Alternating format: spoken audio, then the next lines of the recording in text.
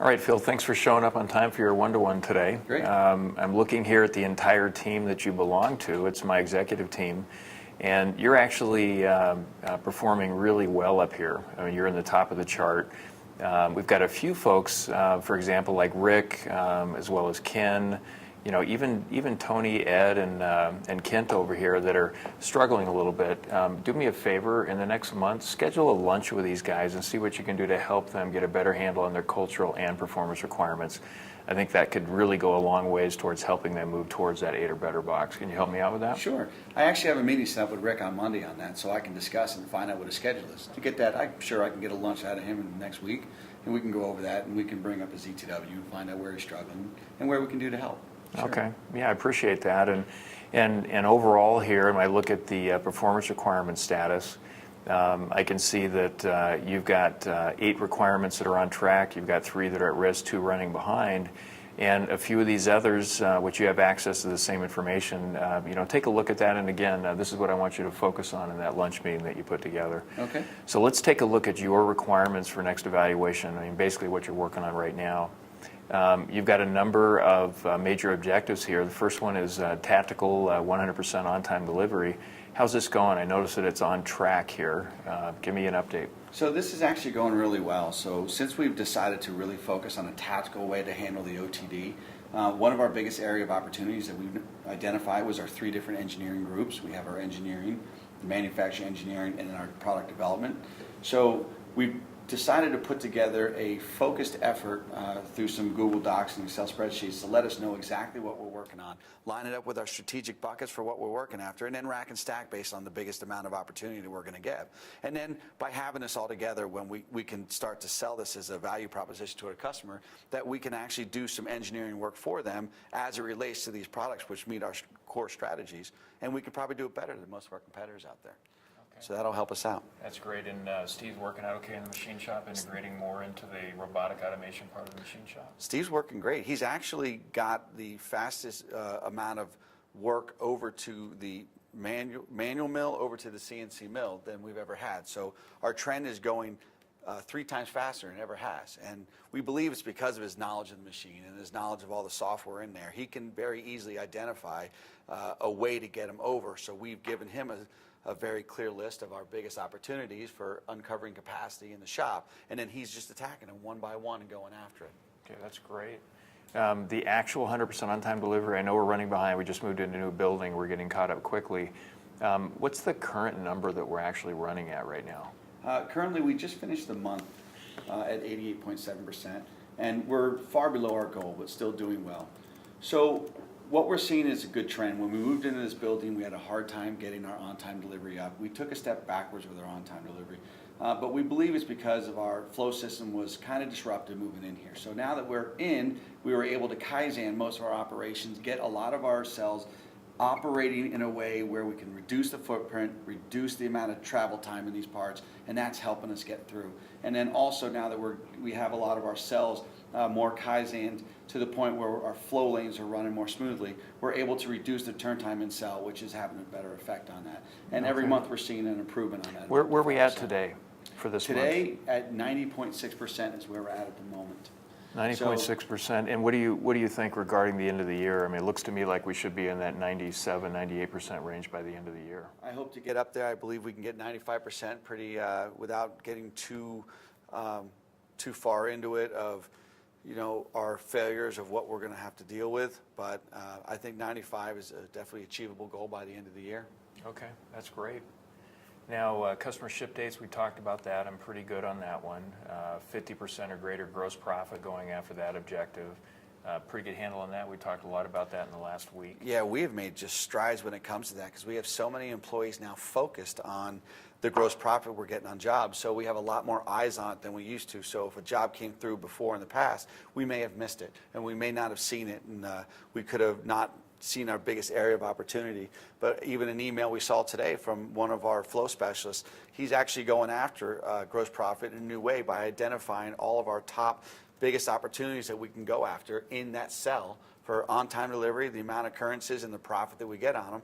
And then we're going to take those areas of opportunities and make them our focus. And they all fall in strategic buckets of the 747 and also the engine mounts. So if I heard you right earlier when we met, factoring out all the moving expenses, we're running around 46, 47%. Is that correct? Okay. All right. Well, that's pretty close.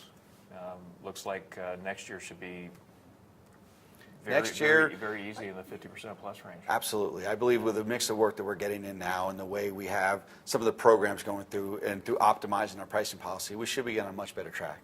Okay. All right, FileMaker, I'm up to speed on this one. The jobs and skills matrices and all that, that's good. The job costing, I'm up to speed there. Yep. Let's just look at a couple of cultural examples right now. So mission statement, I see that you put a comment in here back in July, and I've responded to it. I mean, this example is fantastic because you're really taking our mission around safely reducing aircraft operating costs. And you figured out a way by reorganizing our tech support cell to cut the entire turn times across every single product by 2 days. I mean, this is just fantastic. Yeah, and we're actually seeing some real-time results with that because since doing that, our OTD has went on average from the 82 up to the 88. So that's 6 days, and 6 days on that or 6% on the OTD is a huge gain. Yeah. For something like that, and we fully believe that that's going to help us out going further even more. That's fantastic, and get another great example in here before December. Of course, you need absolutely. Actually, you need 3 to. I need 2 more fully qualify for the 10 points. A lot of opportunities for sure. A little bit around our behaviors and what's going on here. So, respectful, honest, and straightforward right now. Any issues in this area on your side? Well, I've noticed that sometimes I haven't been as straightforward with some of the business development managers, and I could probably work on that a little bit. It's important that we communicate really effectively up front first.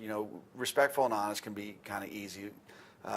Straightforward adding with it can sometimes make it a little tougher for somebody. I found times where I've been a little intimidated by some of the shareholders and said, okay, well, this is the way it's go, but now I'm finding myself more and more having the tough conversation with them to say, well, this is really where we're at, and we need to understand this. And that's a failure on my part. I need to do better at communicating with them on that. Okay. So I'm working on that. Now, I know recently there was a situation where an employee was really not fitting the culture, and you actually knew for sure that we probably should ask this person to find another job, right? Yeah. In a very respectful, honest, straightforward way, preserving his dignity, help him find another job. He really wasn't a fit. And yet you let some of the other senior leaders talk you into letting this person stay for a week or 2, and this created a lot of issues for our culture. So how are you going to handle that in the future? Well, one, I'm definitely going to learn from that one. That was a rough mistake, and I got kind of caught up in the results that were needing to be attained in the end, and not pushing back harder on some of the senior managers to say we're going to need to figure out a way to do it, because figuring out and seeing him here after he put his notice in and all the banter back and forth, it was just not healthy to our environment. So what I intend to do is next time I see anything even close to that, I'm just going to do kind of the same way I ended up that with, parting ways with it, very politically, very nicely with him. We were really respectful and straightforward with that employee as well. He was happy, and he understood. He understood why it wasn't working out anymore. But now I understand better, too, of how I can make sure I see something like that. And I can train my other managers, too, because they need to understand and learn from those mistakes. So his direct manager, I had a sit-down conversation with him and let him know through his ETW where my failure was on this and how we can get better as a team so we don't allow that to happen again to us. Okay. All right, that's great. For sure, and what you and I have talked about, whenever we leave somebody on the team that doesn't fit the culture, and we've heard this for years now from leaders, that if they're getting great results or scoring in sort of that lower right-hand corner because they're really low on culture, the net effect is negative having them on the team. Absolutely. So as much as we feel sometimes like we're between a rock and a hard place, we don't want to cut our nose off to spite our face, we still have to make the tough call, get them out of here and move on, because culturally and overall performance is going to be so much better. Yeah, and it's funny because even with an employee like he was actually scoring real well on the cultural piece until a situation arose with him where he realized that he may have the upper hand on us, and he absolutely showed what he was, which made his cultural piece just drop down within 1 week's time. And that was amazing to see. So what we need to do better as a team is identify that. And when we see that and we see anything that so much replicates that, we have to deal with it very swiftly, and we have to show our edge. Well, that's a good lesson. I mean, sometimes people have to be tested to figure out who they are. Absolutely. It seems like it's really easy for people to sell themselves until you see him go through a rough spot or be challenged, and then you see what's really going on there. So let's learn from that going forward. Next thing I definitely want to look at is your team. I want to see what's happening here, so I'm going to view your team. And as far as I can tell, you've really built quite a team of superstars. Looking at all these dots clustered together, I mean, you've really done one of the best jobs of this of any of our managers. However, when I look at the real-time performance requirement status, we do have one individual here, Hubert, that he's struggling a little bit. He's got 3 that are running behind. We've got Colin running behind. So I want you to take a look at those and make sure that over the next couple of months you're reporting back the progress of how to get them back on track. Yeah, with Hubert, I totally agree with what you're saying, and you'll see a note I put my ETW under my edge. I took away some of the responsibility he has. I've refocused him into a new kind of area, which is some higher quality portion stuff that we got to deal with, and really focusing on our reworks. That should help towards our 50% gross profit and our on-time delivery.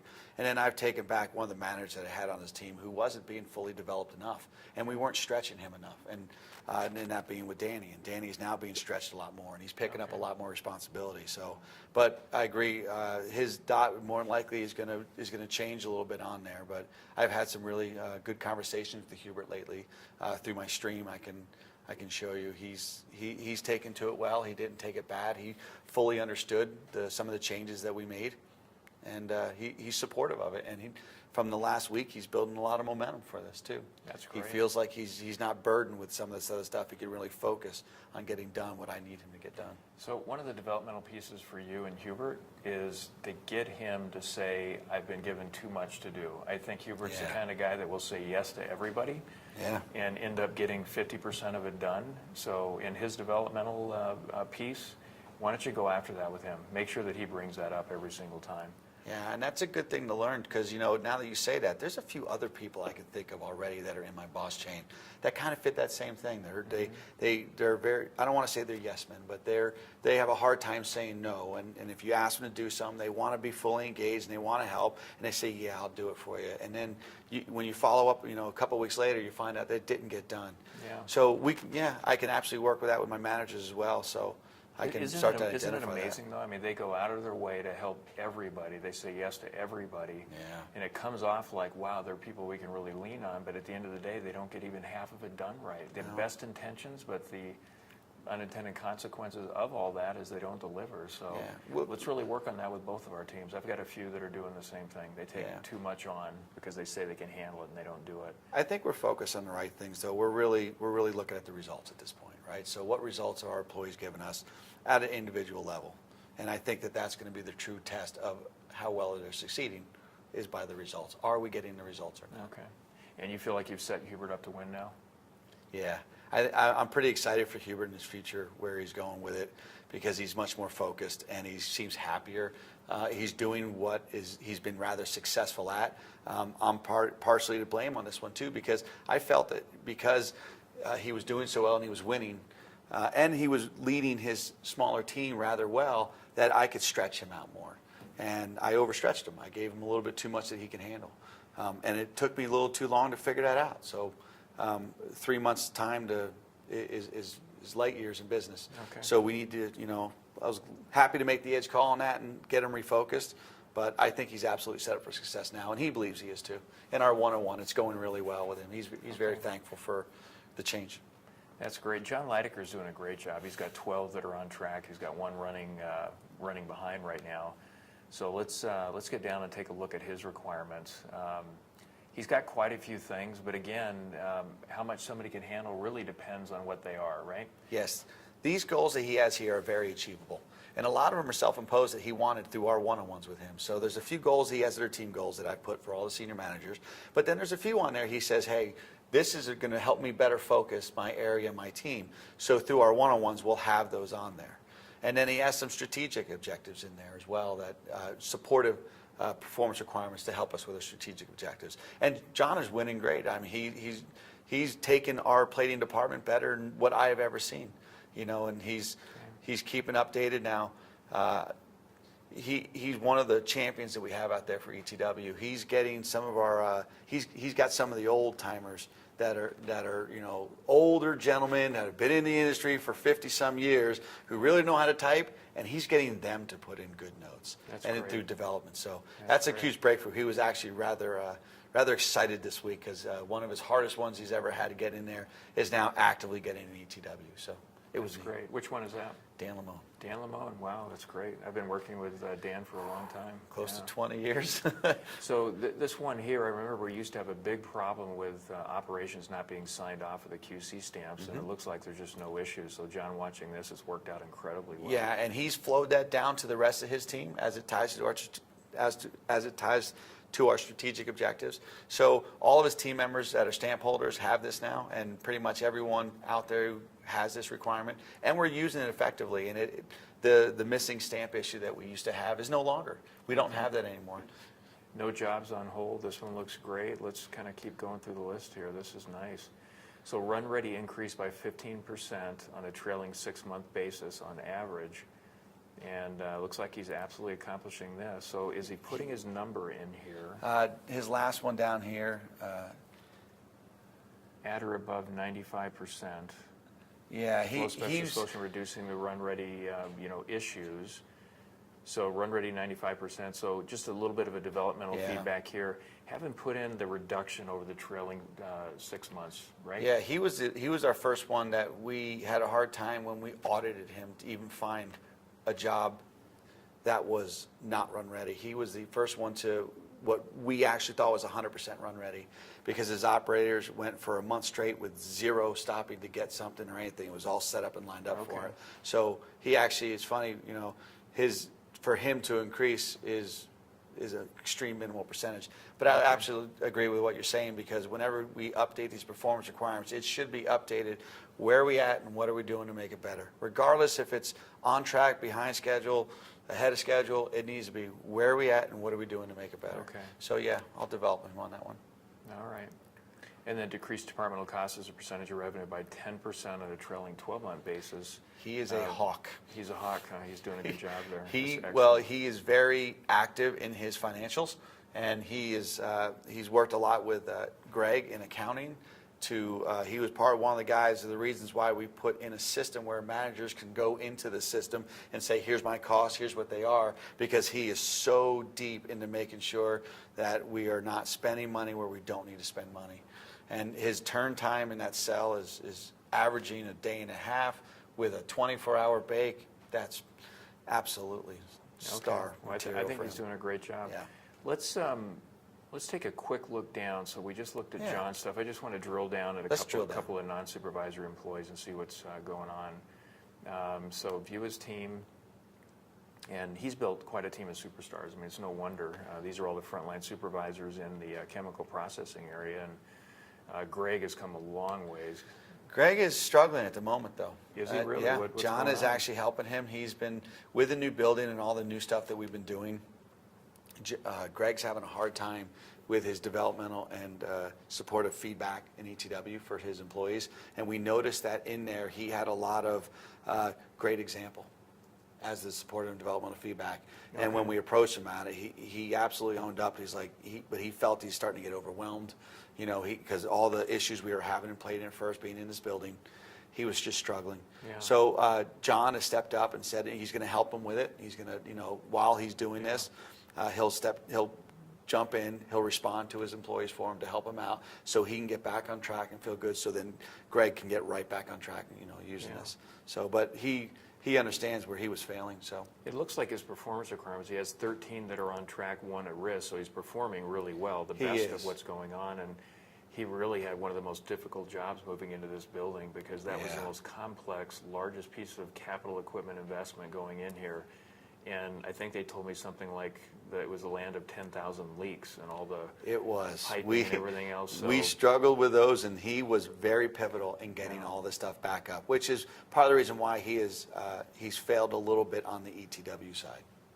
Yeah, just responding quick enough. So yeah. I guess in the future with John Leidecker, and even with you, when you see something that big going on, maybe surround that team as we go through the transition, because in the past, Greg's been fantastic around this stuff. And just get him more support as we get through the transition. So that would be very helpful. Great. Well, let's take a look at his team and what's going on here.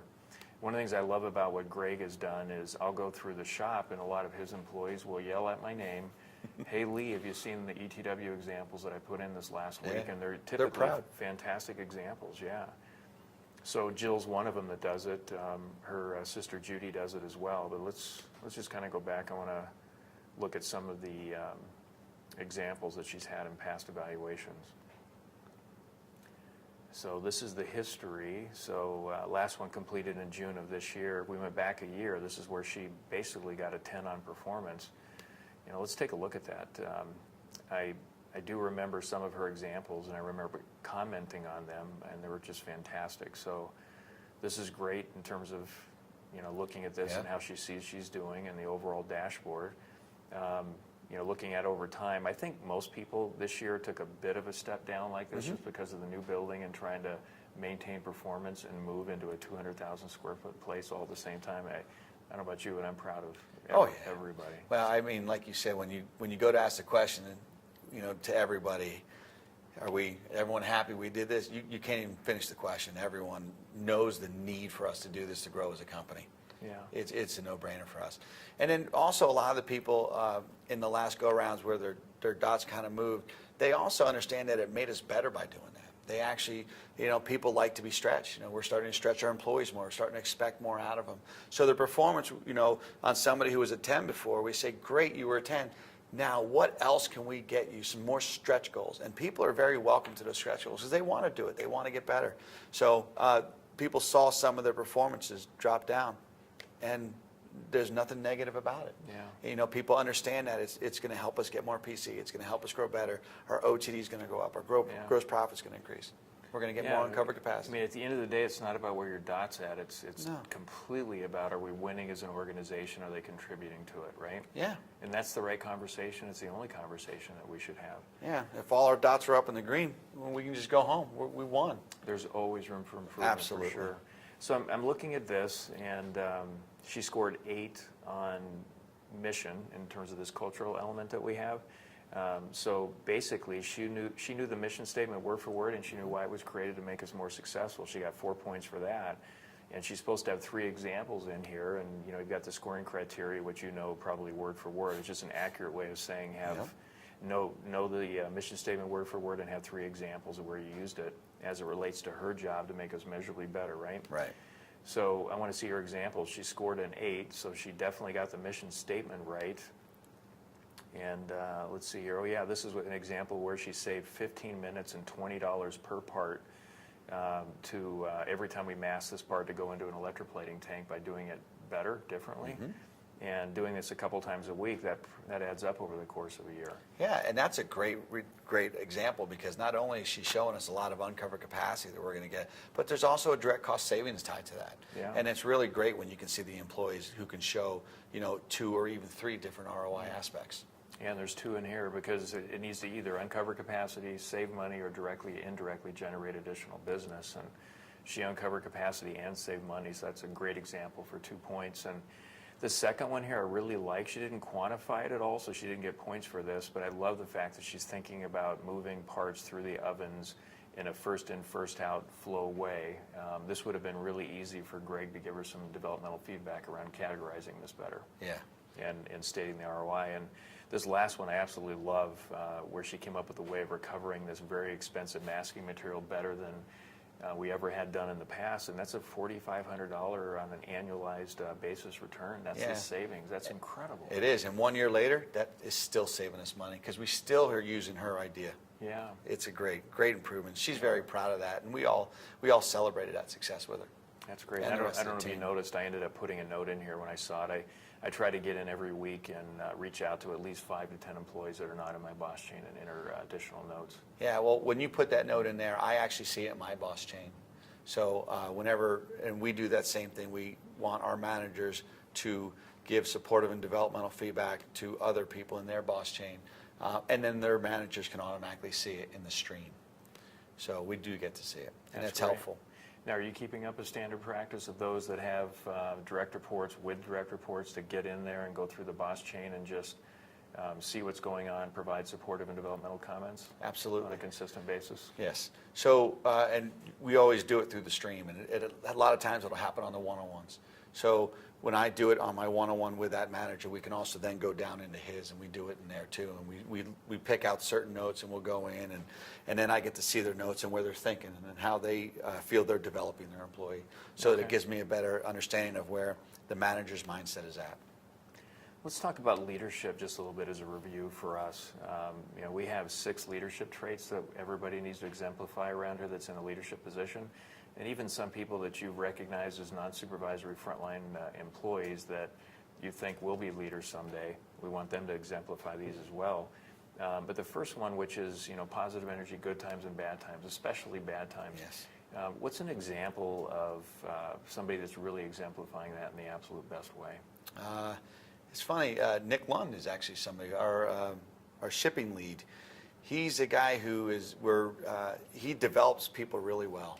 And we recognize that. And what we do is we give all those employees opportunities to move out in the shop and help promote them and give them growth. So we're giving the employee the growth, but at the same time, so that brings a whole lot of a whole lot of new people into Nick's group. So Nick is basically having a full turnover over the last 2 months because we're using his really good people in there. So where he exhibits all of his positive energy is all these new people that come in.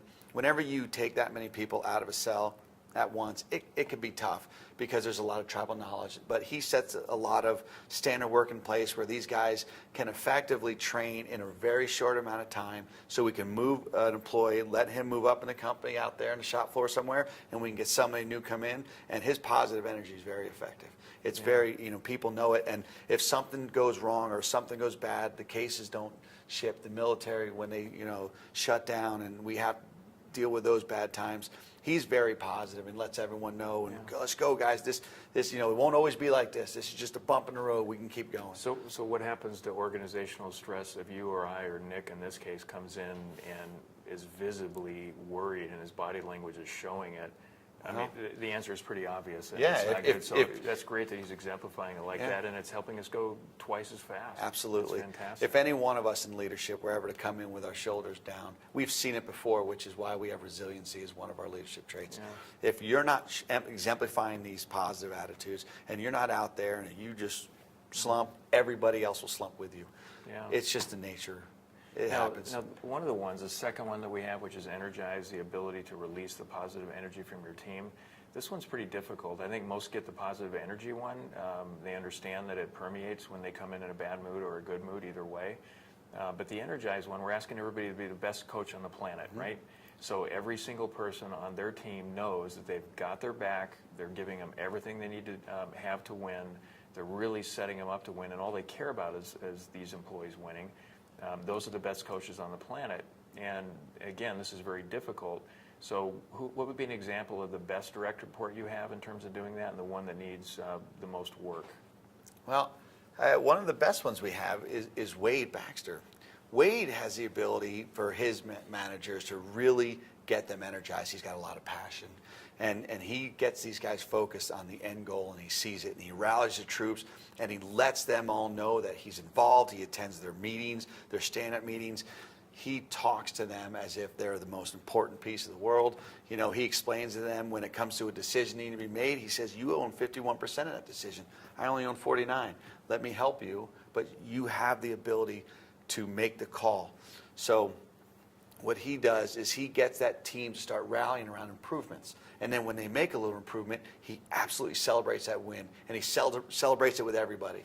And he'll do like a pizza with everyone. And then he gets his managers see this. So they start doing it. And now over a year's time of him being really effective doing this, the leads are now starting to do this. So it's just growing, and the energy just keeps getting bigger and bigger and bigger. So then, we give him more cells. He now has Shotpeen and NDT, and he takes those on, and it's every bit as positive in there. He goes in there, he stays effective, and he lets everyone know. And I've felt it too. You go through that, the team is really energized and motivated, no question. Yeah.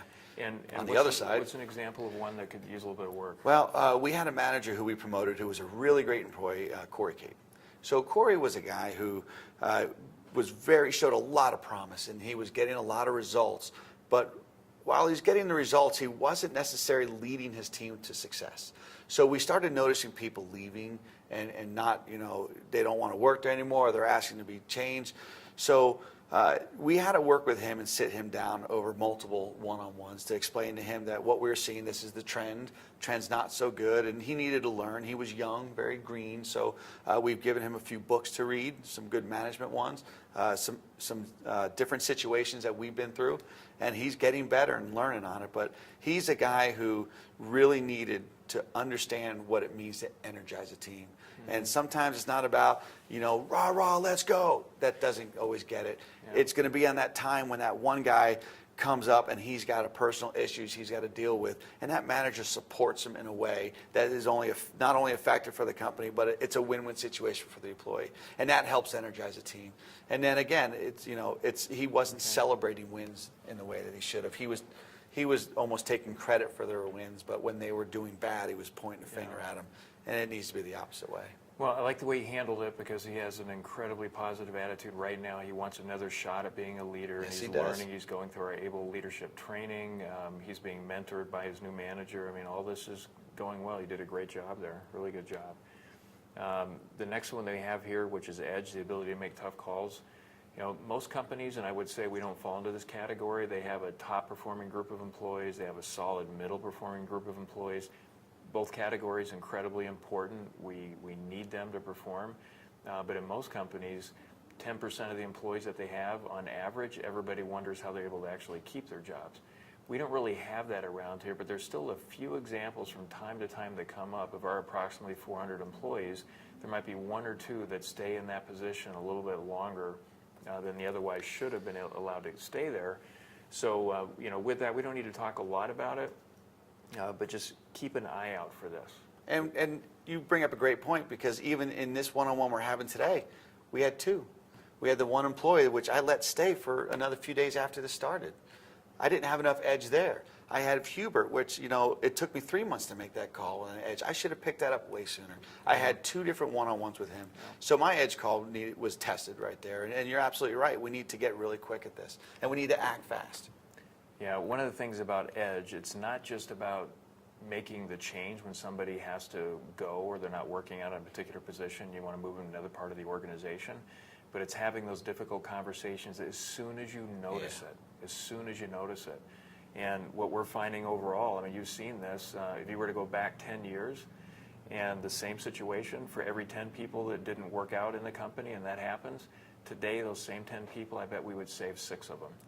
Because we told them exactly where they stand, and they know exactly what's expected 100% of the time. They full-on change. Yeah. I mean, what was the example you told me of an employee that you brought him in and he cut you off mid-sentence and said, I know I did it for myself, but the one I'm thinking about called you months after he left and said, he thanked me. Thank you for what you did. It made me successful in my next job. So what was that? Well, we had an employee, Alfredo, who was having some attendance issues. And we were very clear through ETW discussing with him, what the expectations were and where he was falling down. And we kept asking him, hey, how can we help you succeed? How can we help you get past this? We changed his hours. We went from first shift to second shift. We even tried some at third shift to help him out, because he was trying to go back to school at one point, and we just kept working with him. So eventually it didn't work out for him, and we had to make the call to let him go. But he absolutely thanked us. He called us back a couple months later, called me back personally, and he did two things. One, he went into the internet, into Google, and gave us a raving review about how we treat our employees. And he let everyone know that, hey, I no longer work there. I was let go, and I'm letting you guys know that these guys really take care of their employees. So now in his new job, he's successful, and he still has that new job because he now knows what he had and how he missed it. And that's great growth for him. We followed up with him a month later after he left to make sure he was still doing okay for him and his family, and he got another job, but now he's working much harder. He's working that much harder at it, and he actually wishes that they had something like ETW, because without that, he's asking questions. What do you want? We had him fully understand. It's funny, but we had him understand that, wow, you really communicate to me what it means to win, and he doesn't have that as new company. So now he's constantly asking his manager, am I on the right track? And that's tough. It's tough to hear, but yeah.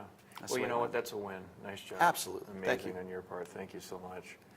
This next one, execute, what I've noticed, and again, this is in most organizations, is that 90+% of managers seem to gravitate towards doing work and not managing and leading. And we want to manage and lead. So execute, this next leadership trait that we have of the 4 E's and a P and an R. It needs to be about the results the team is delivering, right? And Yes. it's full on there. I mean, you and I get that. We've talked a lot about this.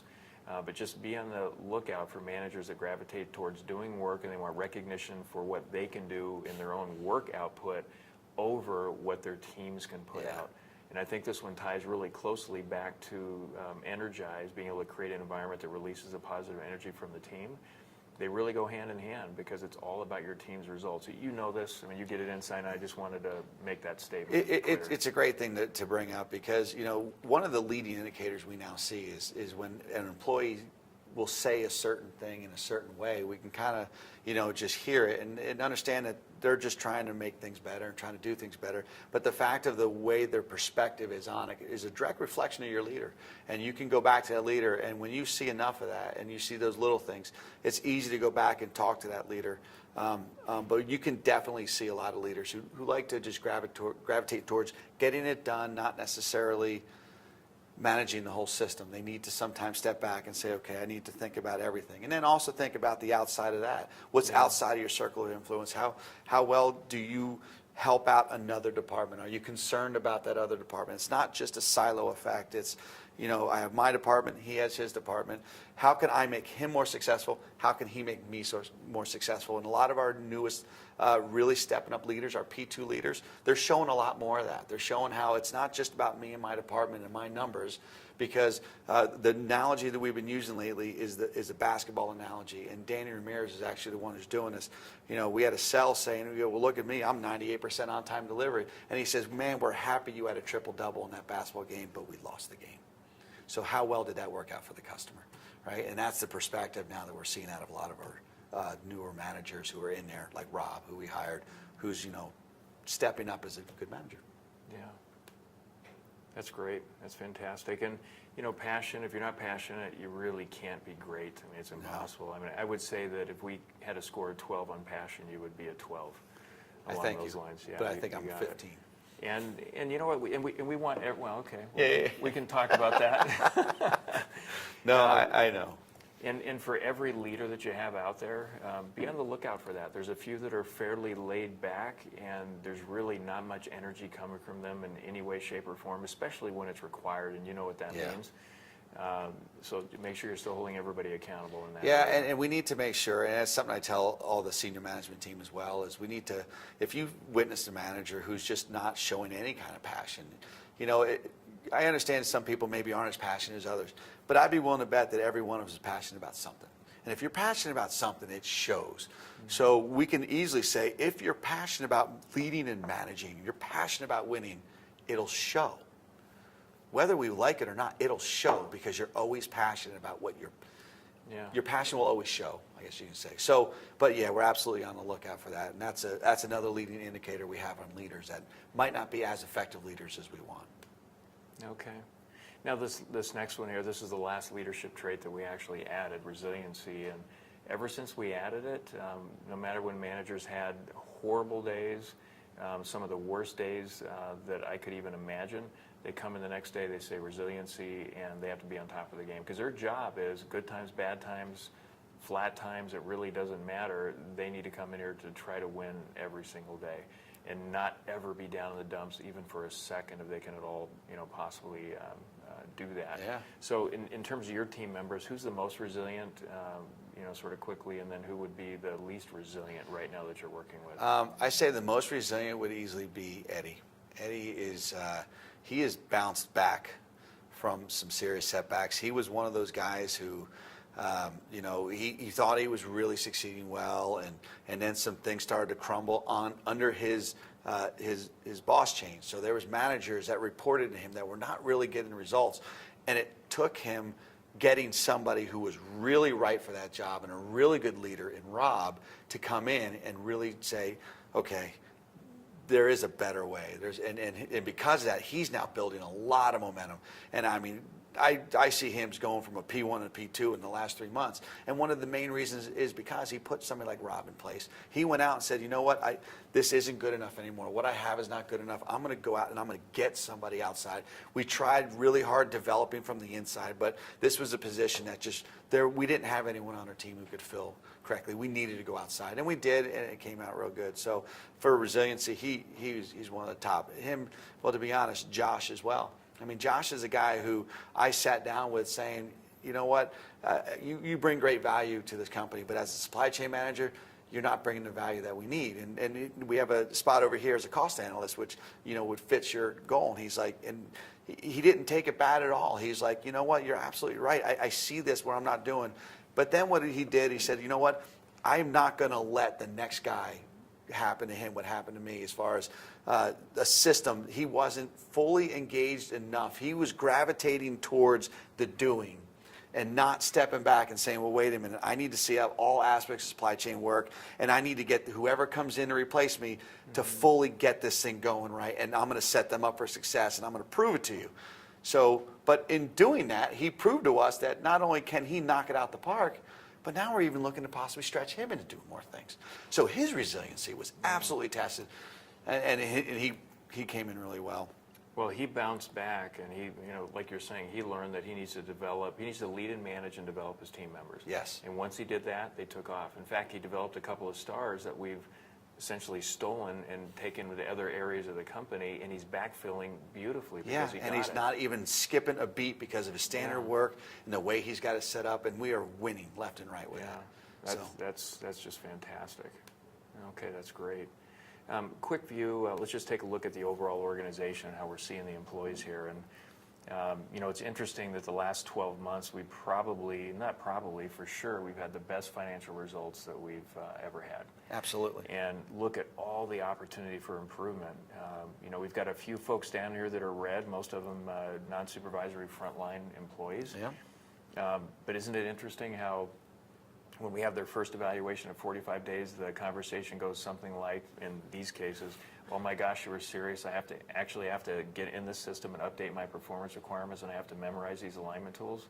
Yeah, and it's really cool to see, because after the first 45 days, we give our managers 30 days to give them their first ETW assessment, and that's where they have that epiphany, like, ooh, you guys were really serious about this. This is not a joke. I mean, but those guys who take that perspective of, wow, you're serious, they also are some of our biggest stars that on the next one, 6 months later, I mean, they strive to get that thing up. And they go right past the orange section, go right into the green. I mean, they excel up. And then, of course, we've had those who haven't, and that's okay. We move the employee as needed, or help them out, develop them where needed, and go. Okay. Yeah, I never worry about this for first evaluations, because we always know in the second one they're going to be in the middle of the pack. I mean, if they were to stay down here in the lower left-hand corner, that would be a time to kind of help them find a place where they could win if this isn't the place for them, right? Yeah, but I think a lot of those scores you see of an employee that was up and then dropped below, we pretty much move rather fast, and if their dot is consistently going in the other direction, from up to a better score or lower, we're going to make a move and help them out. At least with the culture at first, and really get that ingrained right, and then move on. Yeah, and again, overall, I'm not too worried about the first time, just like you aren't. Yeah. Now, what I really want us to continue to focus on, you see how in the leadership advancement section here, we've got our employees categorized as needs improvement, career professional, P1 or P2 for our higher potential employees. We've got quite a few P1s now. We have very few P2s. But these are the ones, I mean, you and I have talked about it, they're going to take us to the next level as the bigger opportunities come along. We need more talent to take those across the finish line. And one thing that we've been doing lately that I love is we're taking these P2s and we're stretching them. Like when we took Janine and put her into marketing, the business generation piece and helping fully stand up the new marketing machine. Yep. She moved fast. She got great results and great candidates in there. Yeah. And now you're taking one of your best guys, Eddie, the Mr. Resiliency, essentially, and we're going to put him in charge of essentially getting from doc to quote and streamlining through lean practices, through Kaizens, that entire process, because we need to move faster to get it stood up. Yeah, he's so excited about it too right now. Is he? Yeah, his passion is jumping off the seat on that one. He can't wait to dive. He's already started diving. He's getting his data. He's already working. He's taking that one head on. He loves it. That's great. I think one of the mistakes that you and I have made is that everybody's worked really hard around here, but they really haven't been utilized at their fullest. I mean, I think some of these P2s, it would be a stretch to say that they've been 50% fully utilized. They work really, really hard. So let's make a really strong effort here in the next, especially all through next year from now going forward, to find ways to stretch them, to fully stand up more parts of the organization, help us move essentially faster and more profitably, which stabilizes everything for all the employees, right? Yeah, absolutely. Totally agree. Couldn't agree with you more. Talent development is a focus for us, and it needs to be. And we've proven it this year, especially with a lot of the ETW improvements that we've had, that the more improvements we put in here, the better results that we're going to get on the floor. And we've seen it. We've proven it on the financial statements. And now with our latest graphs showing the amount of revenue per employee, that's now rising up too. So we're having all kinds of wins in that regards. We need to really start focusing on the talent development piece more, through proper training, proper examples, proper leadership, leading by example, letting everyone see how we do it and win.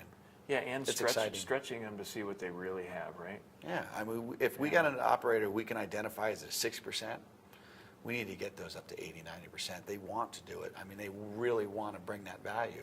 Yeah. But sometimes that we put them in a position, or we have a system set up where it's not allowing them to do that. So they in their passion for getting the end result, they don't want something to fail, and sometimes they get worried about handing off to another person. So what we've been teaching a lot lately is it's okay, and this is something I'm doing with John Leidecker, our plating manager, with Greg and all of them. He's stepping in and doing that to help them out, but at the same time, there's a lot of other areas he's now stepping back, and he's letting the leads take care of this stuff, because what I need John to focus on is the bigger and better. There's rework issues that we're having. That needs to be his focus, not that this job's coming through and this job's going to do this. You have leads that are every bit as capable, and those leads are asking for it. So we can now stretch his leads out and get him focused on the bigger and better, bolder things that we need to get our gross profit up, to help our customers out. So he's actually really excited about that too. So. Okay, that's great. Well, our hour's about up. What I want to do next month is really focus on the tactical execution piece and everything that you're associated with in there. And we have our first planning meeting coming up next week, and then it's basically your turn the following month to go through operations. So next one-to-one that we have, let's really hit that. So when we have the operations piece, we're fully ready to go. Absolutely. Okay, thanks. This is Thank great. you. Appreciate it. Great job.